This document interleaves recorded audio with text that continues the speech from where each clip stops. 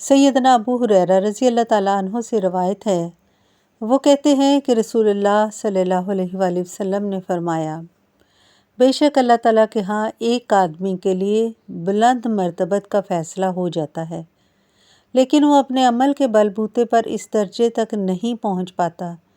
اس لیے اللہ تعالیٰ اس کو ایسے امور کے لیے آزماتے رہتے ہیں